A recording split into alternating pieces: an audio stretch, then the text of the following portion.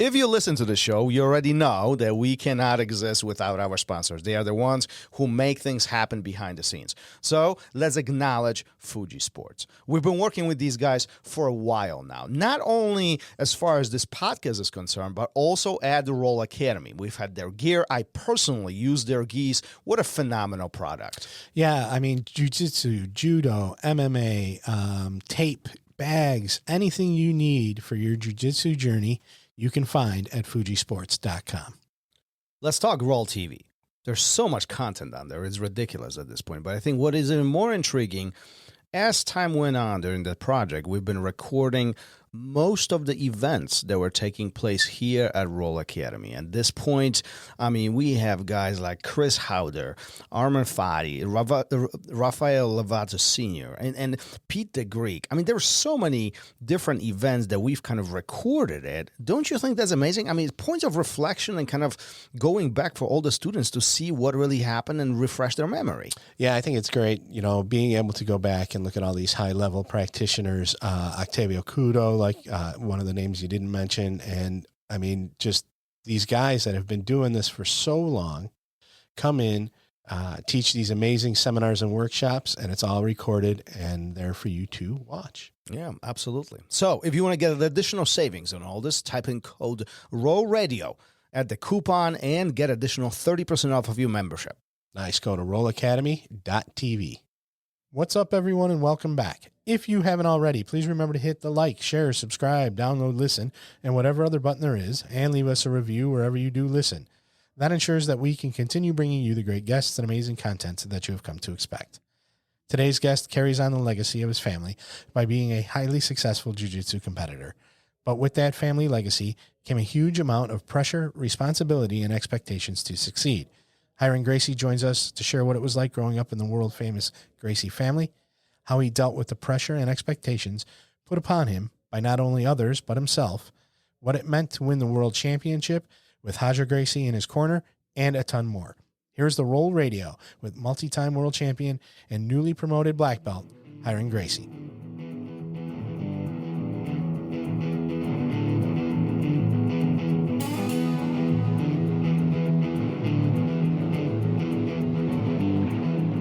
Welcome to RŌL Radio.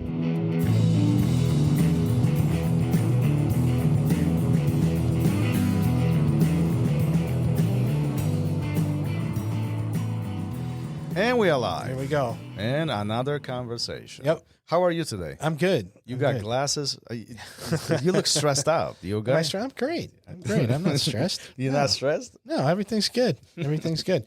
So what's new with you? Yeah, nothing. Or good with you? Nothing? Nothing. No? I did have something I wanted to mention. What? So circumstances beyond our control, you've been in on the kids' classes again lately. Yes. And I just want to pay you a compliment. It's very rare. Write down the episode number. Why? What did I do? It's just it's a different presence when you're out there in the kids' classes and what you bring to it. And the parents notice, the kids notice, everybody does. And it's energetic, exciting. Stuff gets handled. And it's cool. It's just good to see you back out there in the kids' classes. And somebody even mentioned, one of the parents mentioned, because you and I used to do them together. She was like, "You miss it, don't you?"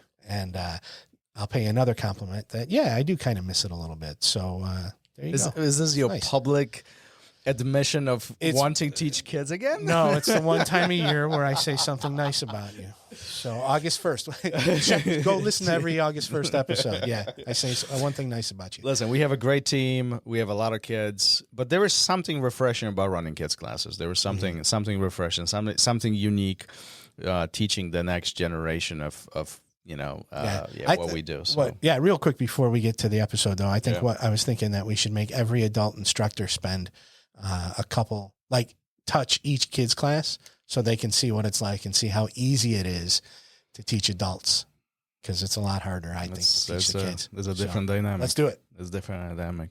Well, let's get to the show. Aaron, how are you? You doing good today? Very good. Great. How are you guys? And we are great. Listen, first of all, congratulations on your black belt. Thank you very much. I appreciate it.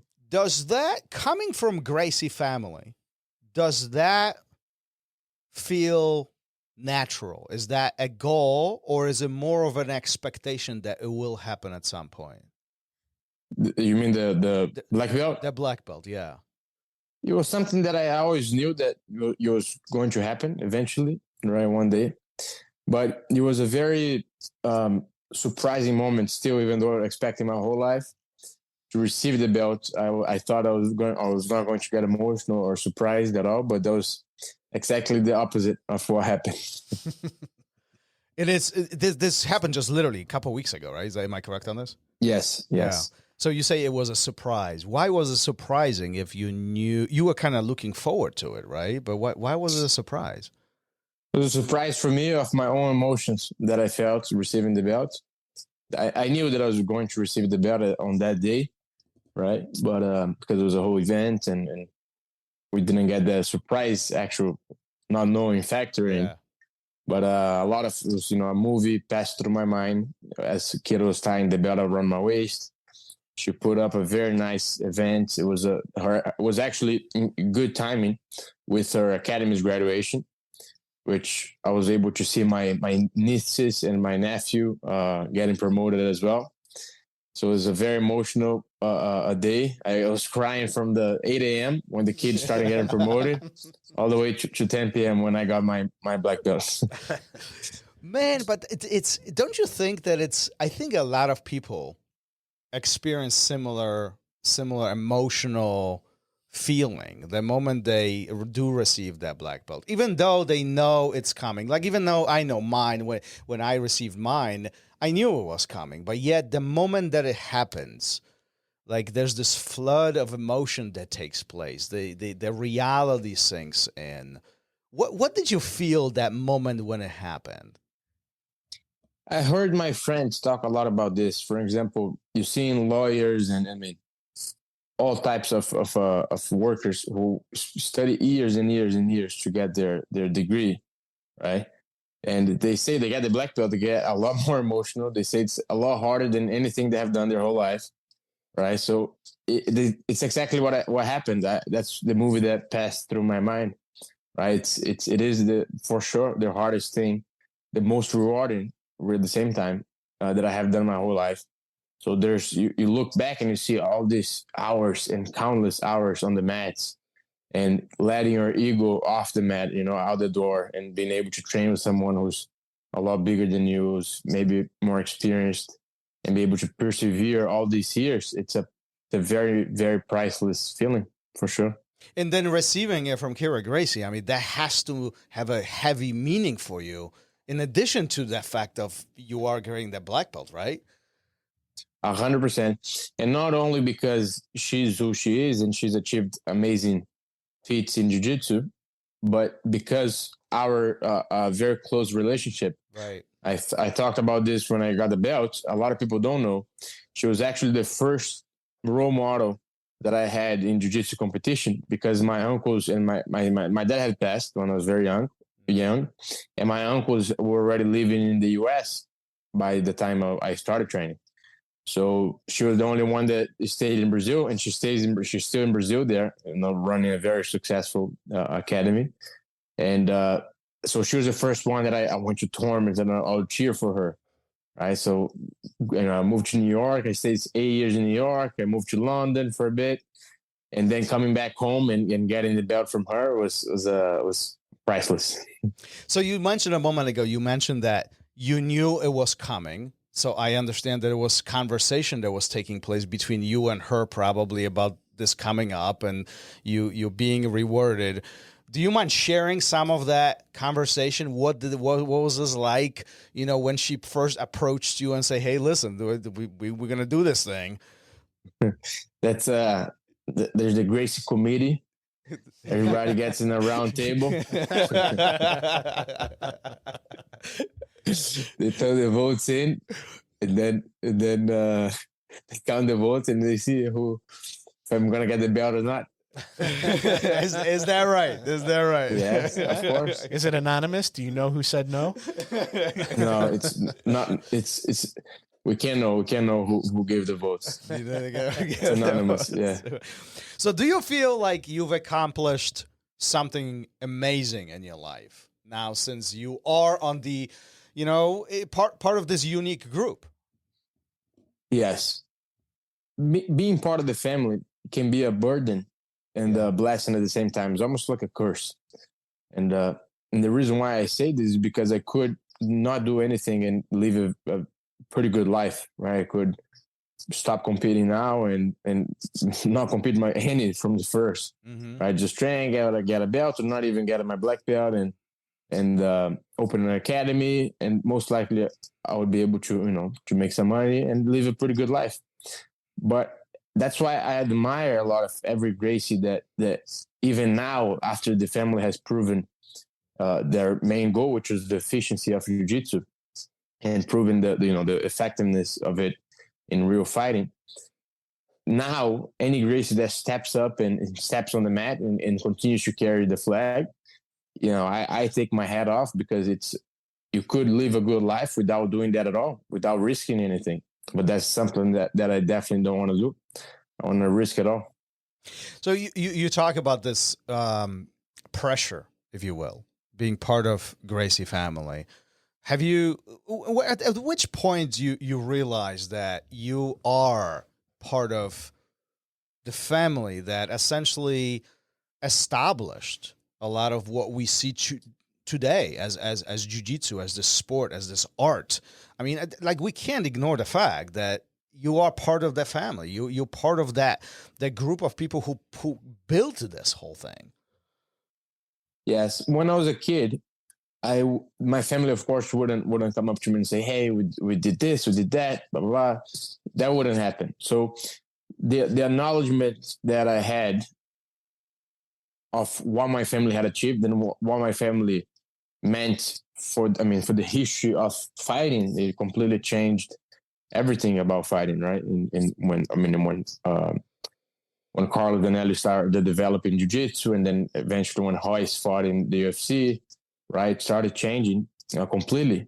So they were never the ones who told me. It was more my friends in the outside, environment. And for example, I would be training. I used to train MMA as a very young kid with the same team where Anderson Silva used to train, and all Jacaré as well, like great fighters. And I used to, be training, go drink water, and someone would come up to me and it's like, "Man, I know you're Gracie. In a few years you're gonna be beating up Anderson and Jacaré." And I was a chubby kid. I'm looking at this guy telling me this. I'm like, "No, man, calm down.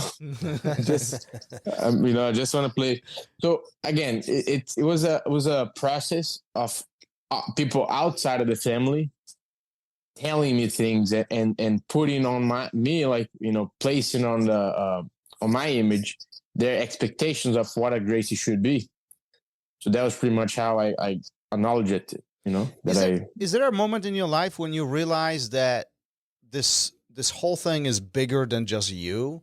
That the weight is getting, heavier and heavier, and like, it's that you are part of this. Yes.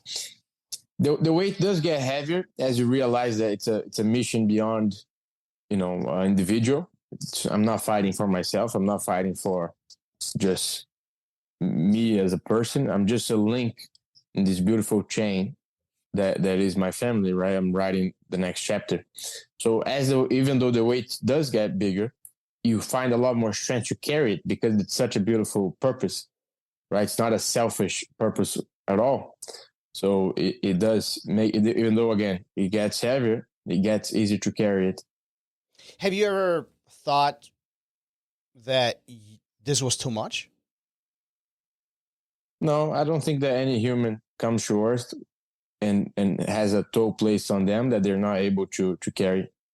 And I think that a lot of people have a lot heavier tolls and a lot harder lives than I do. So, for me it's a privilege to be born in my family and have the privilege to be able to fight and not worry about bigger problems in life. So yeah, that's a very not too much at all. Yeah, that's a very humble opinion. But do you find yourself?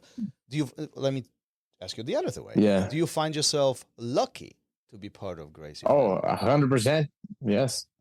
Very lucky. Very lucky. Listen, recently, as you finished the Worlds, and I saw a picture on Instagram of you, Kira, and Roger sitting at the podium, and all of you guys have huge smiles and very memorable moment. Was that a moment that you will remember for a very long time? Yes, that would be a moment that I remember my whole life, pretty much. It was a very special moment. And it was special not because of the title, but because of, I mean, the whole thing. Kira was there. Roger came from London, right? Yeah. Kira from Brazil. Yeah. It was a lot of pressure. Well, that was the day that I felt the most pressure in my whole life. Why? For sure. Why? Talk to me about that. The whole, I mean, a lot of factors. It was so all of the major tournaments I competed in the past 2 years prior to the Worlds, I placed third place in my weight class, and then second place in my open class. And for the ones who don't know, is I'll quickly explain. Right? I mean, you guys definitely know, but for people watching at home, the weight class is your weight category, right? I'm super heavy in the super heavy division. That's 222 pounds. And then the open class is everyone who placed podium in their own weight categories becomes eligible to sign up to the open class. So pretty much, first you got a podium, and then, okay, you want to sign up to the open class, go ahead. So in all tournaments, the major tournaments, I got third in my weight class. So I made it to the podium. So I signed up to the open class, and then I got a second in all open classes. That happened. Oh, the setup here. 2 points for the phone.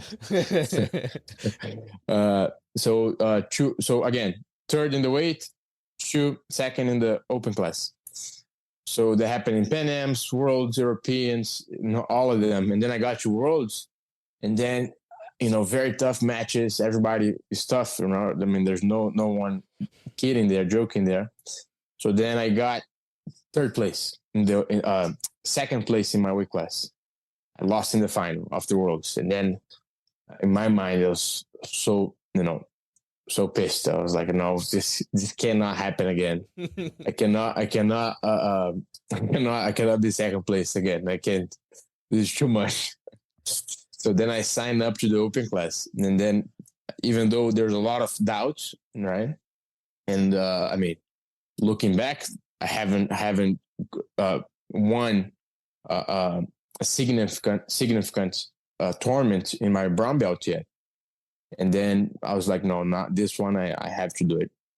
So having Roger there and Kira, and knowing that they did what I was achieving, and for many, many years, that gave me a lot of strength, but also a lot of pressure, right, to perform under their watch.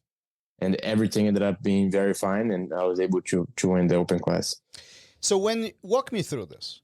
You're in final. This is your last final match. Open weight class. You've never won this before. This is a brand new area.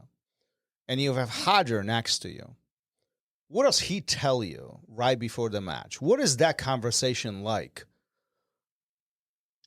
We had a conversation. Go ahead. I was about to say, I mean, arguably, Roger is the best of the best of the best. Many treat him as a GOAT, right? The best ever competed. And you're there right with him.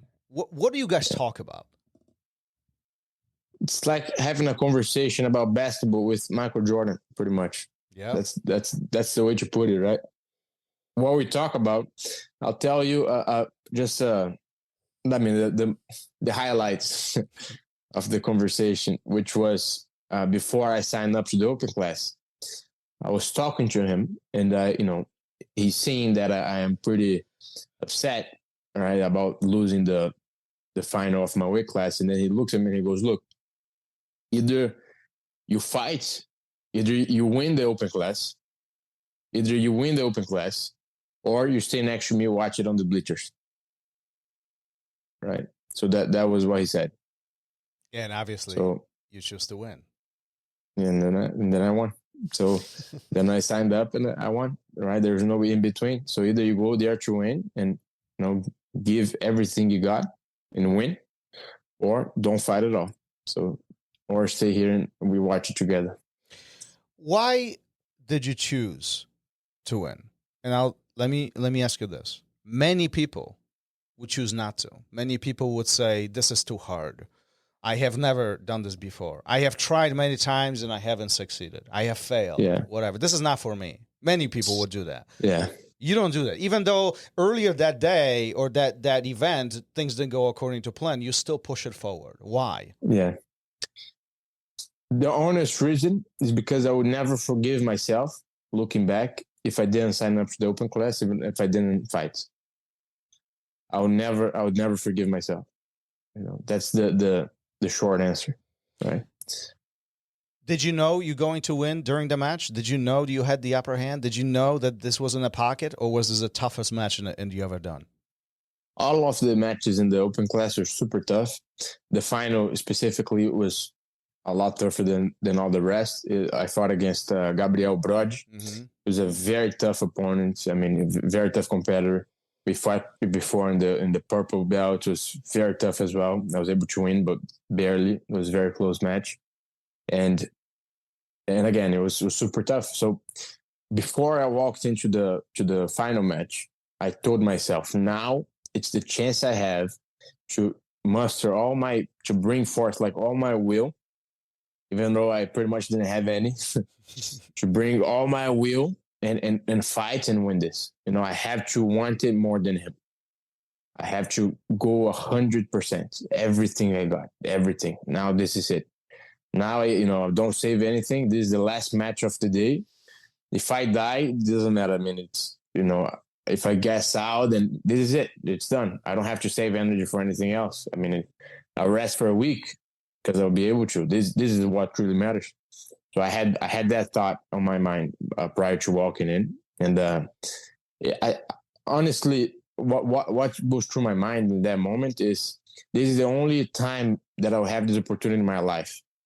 So it's, and anything that is hard and it's admirable, it's hard. It's very hard to do, right? You look at the great people who done great achievements in life.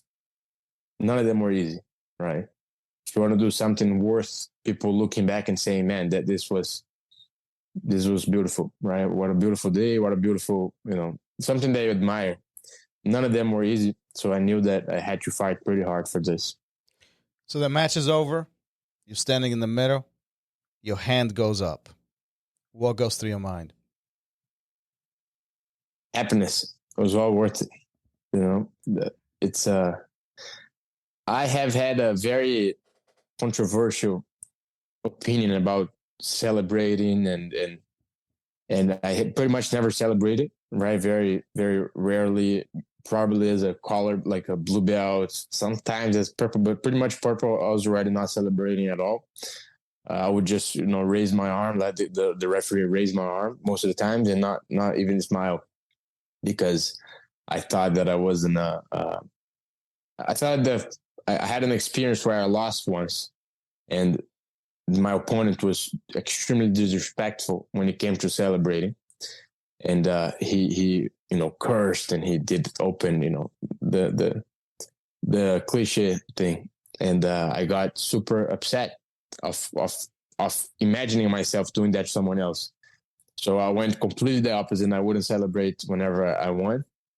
And when my arm was raised in the final match of the Worlds, I was so, was so strong emotions that I celebrated just a bit, right? So it was a minimum celebration, but inside I was feeling great.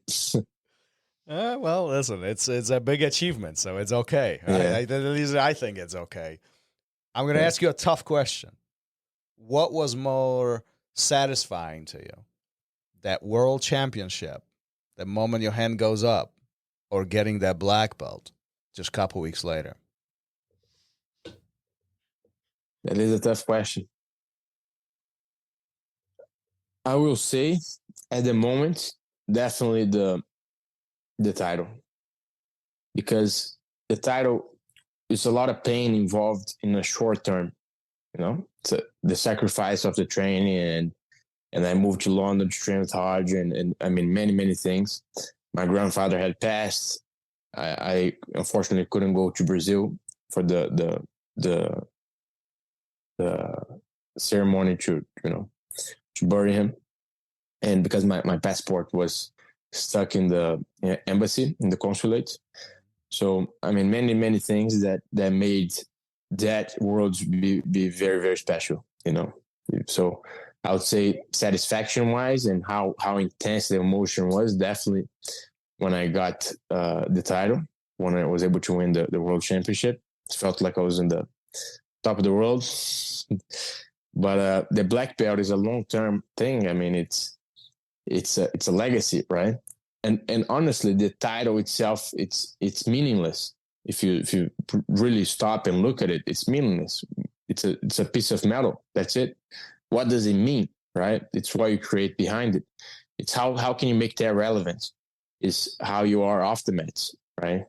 How you are as a person. I think that's the main thing, and that's where you truly shine on the black belt. So both of them I was very happy about both achievements. Well, congratulations to you. I mean, I think the story itself, just within the last couple months, it's quite amazing. And this is just a result of the hard work that you've done for a very, very long time. A moment ago, I asked you, what did Roger say to you before the match? I am curious. I was going to bring it up. I am curious. What did he say to you after the match, as you winning the world championship? Good job. That's it. That's simple. it. Good job. That's it. Yeah, but that's I think No, I mean we celebrated, but I think that one thing that my family has done, and we try to keep the tradition. We keep the tradition is you cannot celebrate too much, right? I mean, if you celebrate too much, you weren't expecting that victory at all, right? You seen that people that cry and like. Of course, I mean, beautiful achievement, but most likely you weren't expecting yourself to win, So you see, the more someone celebrates, you see Roger, for example, he barely celebrated. I was about to say the same thing, and I grew up on watching Roger as he was going through his championships, as he was, climbing up the ladder of a champion, if you will, as he was getting popular and getting all his success, and his humbleness really always was one of the things that I always saw in him as an idol, as somebody that you look up to. So it's great to hear that's not only the visible part, but that's something that's embedded into the family. For sure, because he's humble. Sorry to interrupt you. His humbleness is equivalent to his confidence. Exactly. And that's something that you talked about just a moment ago, right? Just knowing what you know, knowing what you can do. And then now it's just a matter of executing it and doing doing your job that you came here to do, and just showing up at that time. 100%. Was that open match, the last final one, the hardest thing you ever done in your life? No. What is the hardest thing that you've done in your life?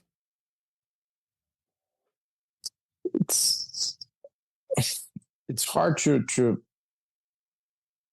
It was a very tough match. I mean, the training, everything was very tough. The camp was tough, but there's a lot of things that happen in your personal life that are a lot harder than anything in that happens in a tournament, and that gives you strength to compete, right? I mean, the loss of my dad as a kid was something that was very impactful, considering how influential and how controversial my dad was his life, right? So I mean, that it doesn't come close to competing. So that's why I think that you see a lot of people who have experienced some kind of suffering in their own lives, and everybody has. And if they have the ability to guide this and funnel it into the positive training and I mean, to guide it, to how do I say? There's a word for it that I'm not being able to remember, but to funnel it, right? I say canalizar, like channel all this. Mm-hmm. Channel it. Yep. This channel. Yes, that's the word. If you're able to channel all this suffering and all these things that you might have experienced at least once in your life, it makes the tournament look easy. It doesn't come close. Well, and that, obviously the history with your dad is it's quite,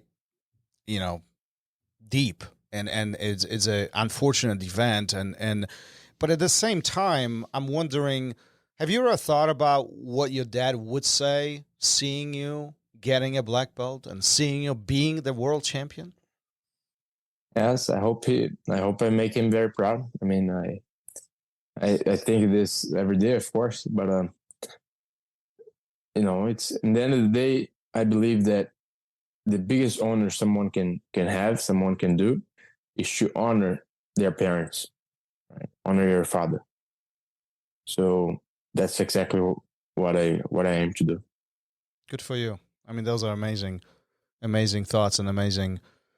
Thank you. A goal to really have, especially being part of the Gracie family. Listen, you are the new generation, right? It's and you are just starting all of this. Like, if you think about it, many consider being a black belt or getting a black belt is just a new beginning. This is where we become an expert in a way. Now we can continue growing, continue getting better, and at some point we can start sharing this with other people and making impact on others. Do you feel like you're just starting now? Yes. It's a amazing feeling to feel that you have come a long way and you have put a lot of dedication into this, and then to have this almost like a fresh new start. It feels great because it's like almost like another chance, another opportunity for you to prove yourself once again. And the collar belts just warm up for the true ultimate challenge, which is the black belt. But many would say, like, listen, you're crazy. You were on the world championship. You got your black belt. You've been grinding and training with the best of the best of the best, and you're saying you're just starting. What makes you think that this is just the beginning? I think that if I thought any other way, then I wouldn't have any room for improvement, or just very little. If I didn't think that this was just a start and there's a lot of room to improve, and there's a huge ocean out there of things that can be achieved, and I thought that I did 80% of my work already by, in the collar belts, then I would get stuck, right? Yeah. So I got to look at it as this is 0%. I did 2%. That's it. Now the real work comes, and that's when you pretty much make yourself accept that there's a lot to be done already. Yet. So let me ask you this then: what are you working on? What is the future like for you? I want to become the best fighter of my generation in Jiu Jitsu competition. Simple as that. You just want to be the best of the best. That's what I'm hoping for. There's pretty good fighters out there. I mean, legendary fighters, and I'm looking forward to fighting them. And of course, with all the respect, I don't mean to be rude or in any way, but that's my goal. I mean, that's what I'm working for. As a tough road ahead of you. Very tough. But you wouldn't have it any other way, would you? No, I mean, I don't think it's a coincidence that I was born in the family that I am, and I don't think there's any. I don't believe in coincidence. I think that everybody has a mission, and I believe that that's part of my mission here. So that's why that's something that I really believe, and I work as hard as I can to. Do you think go in that direction? Do you think there is an expectation of you to perform certain way just because of your last name? Just because you come from the Gracie family? Like, I'm even thinking about it when somebody's looking at the bracket, or somebody, some of your opponents, they look up, oh, I'm going to fight him. Do you think there is a certain expectation of you to be certain way because you carry the Gracie name? There's a very good example that I will use, which I found it matches perfectly. I don't know if you guys watched it before. It's called Jiro Dreams of Sushi. You ever watched that documentary? No. I'm going to look it up No? right now. What is Look the name it up. again? Jiro, Jiro Dreams of Sushi. Okay, go on. You found it? Yep. So this is a tremendous chef, sushi. In Japan, legendary, an icon, and he's getting older, and they're about to choose the eldest son is most likely going to be his successor. And if I'm not mistaken, a journalist tells the documentary crew, and they're like, "Look, Jiro's amazing. His son is great as well, but he will have to be twice as good as his father, just to be looked at with respect." So not only we have the expectations, and that's how I think it translates to my family when I first watched it. Not only I have the expectations as a member of the Gracie family and the other competitors, in the sense of we have to be better than everybody else and perform a lot better. And I'll explain more in a second. And I have the standards within the Gracie family, which doesn't come from within my family, but it comes from the outside looking into my family. And by that, I mean, let's say, for example, I'm fighting, let's say someone wins a fight by an advantage, barely making it, wins a very close match. If that person is, a regular competitor, everybody goes, "Oh, amazing, incredible jiu-jitsu," praises them. If it's a Gracie, "Oh, he's not good. That kid is not as good," right? And then one step further into the family, which is, "Oh, he's not as good as this Gracie," or he's not on the Gracie standard, right? So I have a double standard to face, which as a kid there's a lot of pressure, but I think that's a great thing indeed, because that's the only thing that will push you to your limits, to work a lot harder. So when I watched this documentary, and I saw this clip, it translated very well. Some would use this as a motivator, just like you were doing, and others might turn this away as, this is really not for me. This is not fair judgment. What makes you go towards the motivation part? Why is this a fire for you? I think I'll give my honest answer is knowledge, in terms of knowing what's best for you, right? So there's a book, you guys probably heard it before, Viktor Frankl, right? Yep. He went to the Nazi camps, and his whole family was killed. And he had this, which is called the logotherapy, is his theory. And he tries to find purpose on anything, right? The name of the book is Man's Search for Meaning. And what I'm trying to say is, always look at it. What purpose can you gain from it, right? So, I have this pressure. This pressure is not going anywhere away from me. My last name is not going to change. I was born into my family. My father's my father, and I'm a Gracie, right? So either I can open an academy, live a successful life in terms, right? A comfortable life, convenient, and great, that's it. Or I can risk it all and fight, put my gi on, step on the mats, and once again try to carry the family legacy. So that's the true option that I have. Which one would be more impactful, and which one would make me sleep better at night? So I think it's definitely the second one.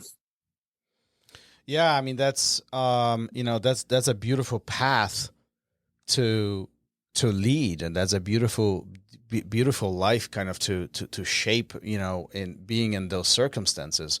It just occurred to me, are you the next Gracie after Roger to win the world championship? Yes, as in the open class, yeah. I believe so. Yeah, it just occurred to me right now. Yeah. I was trying to look it up, but as you were saying, but yeah, he was the one before you. That's another reason to have a moment of pride, right? Like, he was the one who was right before you with the same last name, and now he was literally standing right next to you as all of this was unfolding. I mean, 21 years later, exactly 21. I mean, this has to feel good inside. Feels great. You're a very humble man, I'll tell you. You're a very humble man. It feels amazing. To gain any respect from the ones you admire, as little as it could be, it's amazing. I mean, it's, the people you admire and your biggest idols, look at you with respect, and they're glad that you're doing what you're doing. I will keep using this word, priceless. Yeah, that would be a good description, right? Maybe even missing the words, Gary. Yeah. Well, if it wasn't jiu-jitsu, what else would it have been? Where would you have gone? Or was it just this was for you, you knew it as a young age, or was it less natural? Was there something else that pulled you in a different direction ever? I used to hate jiu-jitsu. I hated it. I didn't like it at all. I used to go to the academy, and I would hate doing the warm-ups, something that... Yeah, we all do, right? What age are you talking about here? Is it recent, or was it when you were 8? No, that was like a younger kid. Yeah. Right? So very young. And, growing up, right? Like 5. And when I started training, proper training. So I hated jiu-jitsu.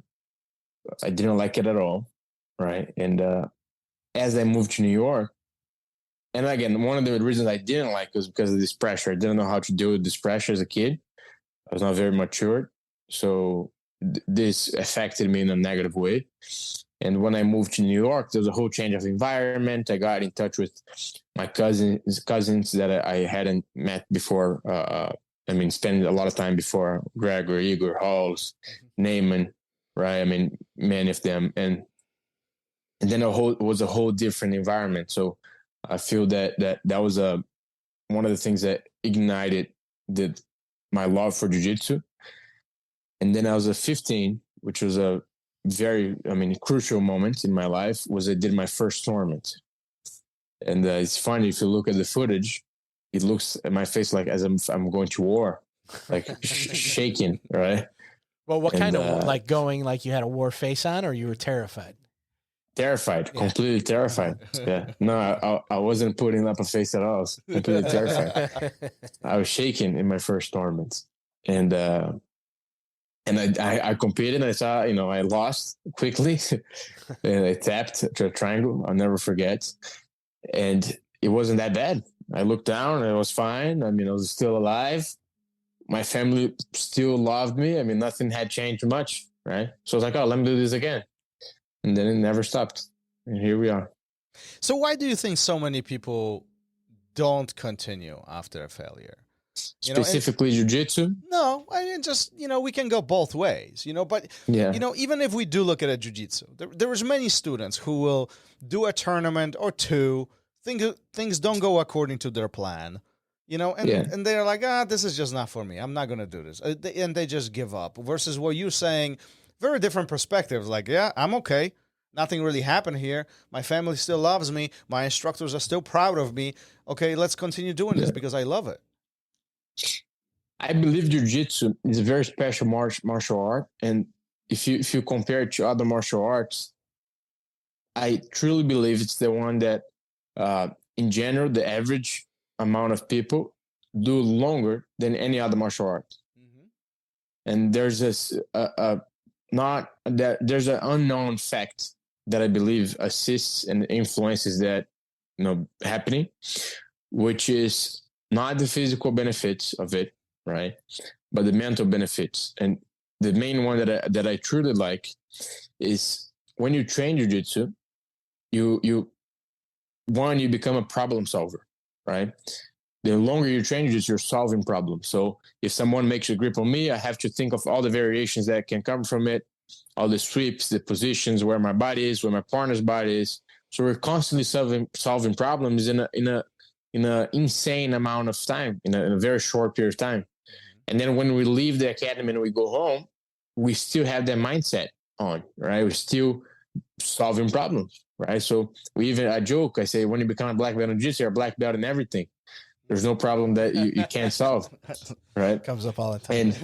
And the second reason is how jiu-jitsu teaches you to any martial art, but I mean, I'm a bit biased, but jiu-jitsu, right, for sure, is how it teaches you to deal with your emotions in a healthy period of time. Yep.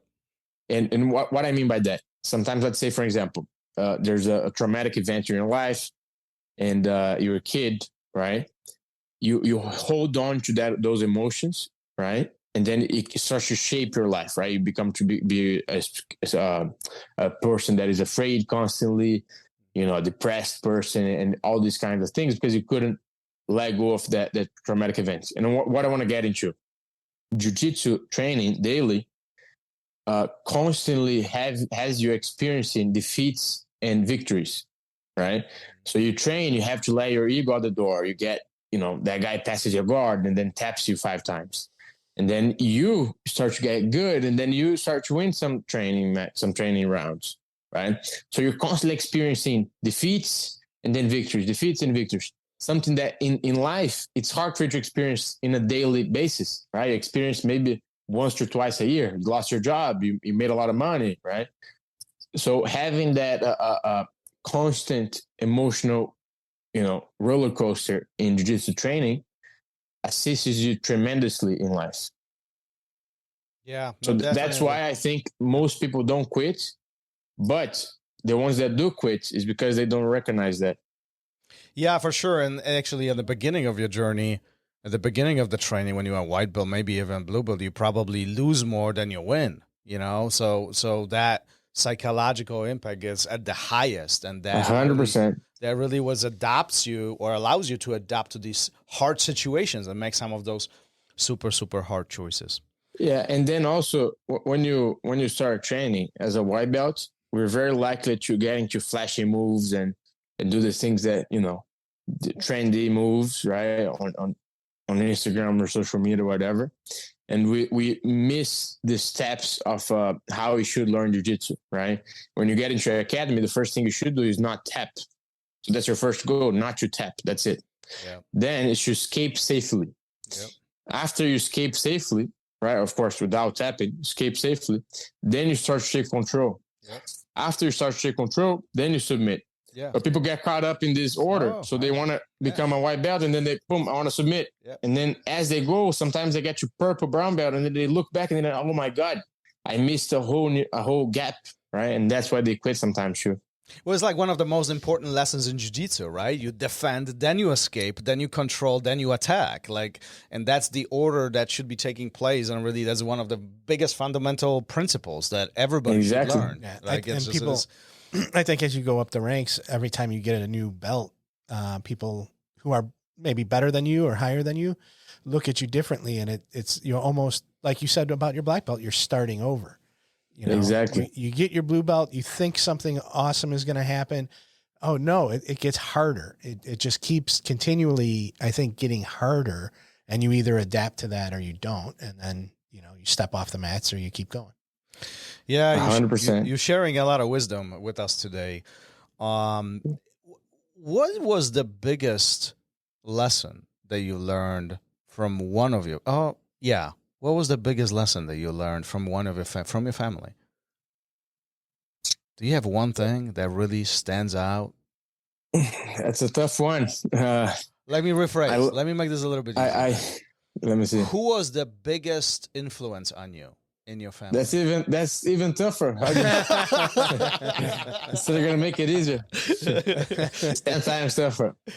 So I am in a very fortunate position within my family because I'm not going to say the only, but maybe the only, but one of the very few who was able to learn from the whole family, from all the great champions, and be able to travel around and spend some time here with Kira, some time with Gregor, Ralph, Enzo, Roger, right? Hickson. So, it's a very rare position that I find myself at. So to pick something that one or two said or taught me, it's very, very hard. I mean, it's almost impossible. But what I do, what I really like to do is to combine all of their teachings, right? And having your, I mean, idols, people who achieved so much part of your family, just makes it easy for you to see that it is possible. I mean, I see that they're made of flesh, right? Bones. They have thoughts like I do. They live lives like I do. So it's easier. You stop putting them on a pedestal, right? In a good way. You still, I admire all of them tremendously, but you lose that distance that if you don't have a contact with a person who has achieved tremendous, achievements, you start to close that gap of impossible to, okay, it's doable. I can do doable, it. Right. Yeah. So that, I mean, that's the thing that I learned the most from them. Yeah. And it's all about, it can't be done. Essentially what you're talking about is perspective, right? The way how we look at things, the way how we look at life, the way how we look at jiu-jitsu, it's all doable. It's just, how we look at this, even like the most recent, competition, world championships. Many will look at this as, listen, there's no way this is happening, versus your outlook is slightly different. What do I need to do to get to that goal? What do I need to do to make these achievements? And then, things get easier, chipping it away one at a time. Yes. Yeah, it's funny to me. I think people can look at that two different ways. They can look at it as like you had all the advantages, but then also the flip side of that is all that pressure, weight that either people put on you or you put on yourself can really push you in the other direction. And it's great to see that you were able to open your eyes to that positive perspective and see that in the family, which is great. It's a double-edged sword for sure. It sure is. Yeah. But listen, life is not simple, but we still have to do it. Jiu-jitsu is very doable for most. And I think a lot of people do underestimate the benefits that it really can bring in our life. Sometimes we do give up too quickly, at least in my opinion. Yes. Listen, as we continue going through this, we've been talking for an hour. But what we do at the end of every episode is we ask you a question from our previous guest, but he had no idea who will be answering it. Okay, so he essentially asked a question completely in blind. He knew it would be a black belt, but he had no clue it will be you. Yeah. So let's take a look. Gary's going to take a lead on this. This is going to be interesting. So this is from Lucas Valente, who's right around the same age as you. But he wants to know, what do you think is the importance of nutrition in jiu-jitsu? Pretty straightforward, I think. Yeah. That's a very good one. That's the easiest question I got today. Acai all day long, right? That's acai 24/7. Eat whatever you want. Any nutritional things related, I'm going to give you guys my grandma's phone, and you can ask her all about it. Sure. I assume she cooks well, huh? I was in Brazil just quickly before answering giving a proper answer, but I was in Brazil a few months ago, and I said, Grandma, look, I cannot gain weight. I love coming here, but every time I come here, I leave 10 pounds, 20 pounds heavier. This got to stop. And I'm competing soon. I can't gain more weight. So she's like, honey, don't worry about it. I'll help you. It's all good. Don't worry. So the next morning I wake up, and she wakes me up with this huge jar of protein shake and avocado protein shake. So she puts a bunch of avocados, banana, and the protein powder, right? So I said, great. I drank it all. Great. I mean, great way to start the day. Protein, right? I mean, tasted amazing. It was incredible. So I said, okay, she really has changed. So I go to sleep, I train, I do everything. And every single day she's waking me up with the jar of protein shake every single day. And my weight is not changing, slightly going up, and I'm training like a maniac. I'm training very, very hard. And then, towards the end of the trip, again, like a routine, every single day she wake me up with the jar. By the end of the trip, one day I went to sleep, very early, and I woke up 30 minutes earlier than usual.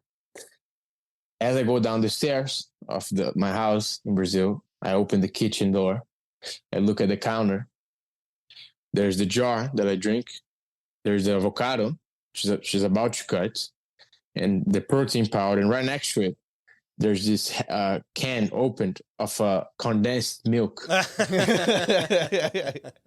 And then I tell her, Grandma, what is this? She was like, oh, just to give a little taste. So she's putting condensed milk on the protein shake for a whole month, and I'm not losing weight. But deep down, I knew that a protein shake couldn't taste that good. So I knew that there was had to be something in there. Yeah. Listen, Grandma knows better. Okay, Grandma knows better. You know, like there's. I'm sure there's like a round table of grandmas, and they develop all these recipes. They don't share with anybody. Because my grandma, I mean, there's a Gracie diet, right? Yeah. And then which is it's very not complex, but I mean, there's some rules. There's some food groups they got to follow and combine them. But my grandma wants none of that. I mean, she's not a Gracie. My grandfather, is, and she does the complete opposite. She feeds us very, very, very well. Well, good. That's how you can get. Sounds like we need to get your grandma on the show and talk to her about. She knows what's up. She knows what she's doing. For sure. All right. What a phenomenal stories. Listen, it from the beginning to today, you've accomplished things that many dream of. You've done things that appear to be impossible. You've achieved goals and went above and beyond, including the recent success. What is next for you? What are you aiming for? Is there anything else that you really want? I mean, like. It's just the beginning. The black belt is, you have to prove that you can do it all over again in a much harder environment. And anything that I did as a color belt was I'm glad I did it. It's fun. But the real challenge starts now.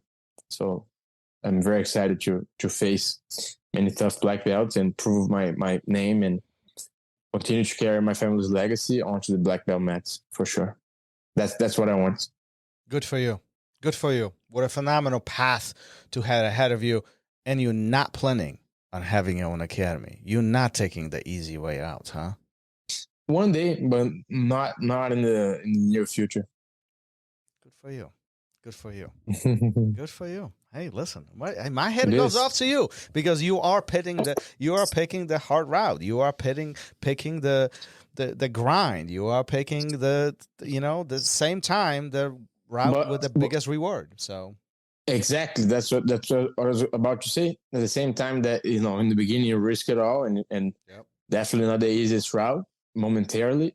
It is by far the most rewarding later on because if you want to enjoy the ride going down the mountain, you have to climb it first. So that's pretty much what I'm doing now, climbing the mountain. I like that. Gary, you have a lot of thoughts on your mind right now. I just want to so we see some people who try and do both, who try and run the academy, try to be world champions. And I was just wondering if you think that can be done simultaneously. That a lot of people do that. And I'm in a very fortunate and lucky position, given what my family is able to provide me, that I don't have to make that concern, financial concern in terms of having to financially support myself with outside of jiu-jitsu now. So nowadays, with my family and with sponsors and other means, I'm able to just focus on my athletic career and not worry about building academies. So my attention is 100% focused into one direction. But that's definitely not impossible. That can be done.